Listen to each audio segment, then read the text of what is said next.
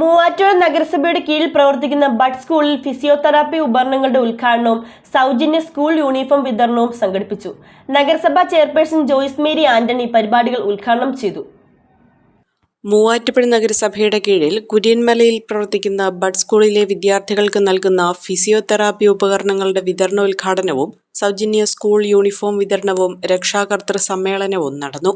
സ്കൂളിൽ നടന്ന ചടങ്ങിൽ നഗരസഭാ ചെയർപേഴ്സൺ ജോയ്സ് മേരി ആന്റണി പരിപാടി ഉദ്ഘാടനം ചെയ്തു.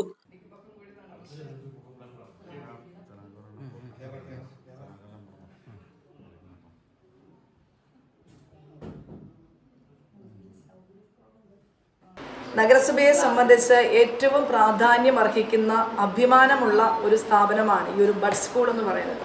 കഴിഞ്ഞ പ്രാവശ്യം പറഞ്ഞതുപോലെ തന്നെ തീർച്ചയായിട്ടും നമ്മളിതിന് നല്ല മനോഹരമായ ഒരു പേര് അടുത്ത തവണത്തെ മീറ്റിങ്ങിന് മുമ്പ് കൗൺസിലിൻ്റെ അനുവാദത്തോടു കൂടി നിർദ്ദേശിച്ച് അത് നമ്മൾ ആ ഒരു പേരിനോട് ഉൾപ്പെടെയുള്ള ബോർഡ് സഹിതം സ്ഥാപിച്ച് ഇതിനെ മനോഹരമാക്കുന്നതായിരിക്കും എന്നുകൂടി അറിയിക്കുവാനായിട്ട് ഞാൻ ആഗ്രഹിക്കുകയാണ്.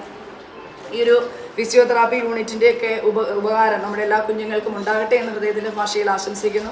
മുമ്പ് പറഞ്ഞതുപോലെ വിപുലമായിട്ട് നമ്മൾ മറ്റൊരു മീറ്റിംഗ് കഴിഞ്ഞതേ ഉള്ളൂ. അതുകൊണ്ട് ഒരുപാട് വിശദീകരണമായിട്ടുള്ള കാര്യങ്ങളിലേക്കൊന്നും ഞാൻ കടന്നു പോകുന്നില്ല. ഇന്ന് ഈ കുഞ്ഞുങ്ങൾക്ക് യൂണിഫോം സ്പോൺസർ ചെയ്തിട്ടുള്ള പ്രിയങ്കരനായിട്ടുള്ള vice chairman Shri PM Abdul സലാമിനെ ഹൃദയപൂർവ്വം അഭിനന്ദിക്കുവാനായിട്ട് ഞാൻ ഈ അവസരം ഉപയോഗപ്പെടുത്തുകയാണ്.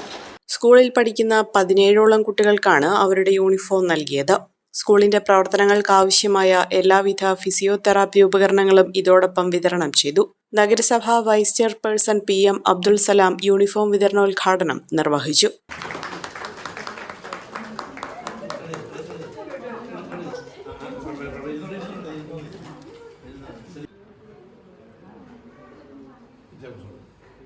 ഇതുപോലുള്ള ചെറിയ എന്തെങ്കിലുമൊക്കെ ആവശ്യം വന്നാൽ നമ്മുടെ ക്ഷേമകാര്യ സ്റ്റാൻഡിംഗ് കമ്മിറ്റി ചെയർമാൻ പറഞ്ഞു കഴിഞ്ഞു.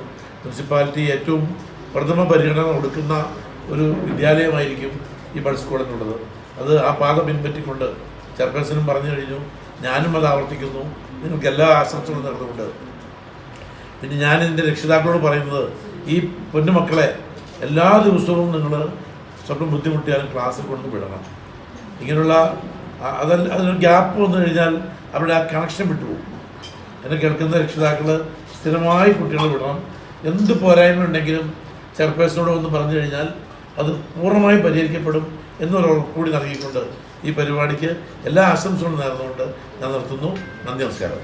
ക്ഷേമകാര്യ standing committee chairperson CM Shukoor, ആരോഗ്യ standing committee chairperson P Rajitha, ward councillor Sherly Paulose തുടങ്ങിയവർ ചടങ്ങിൽ പങ്കെടുത്തു.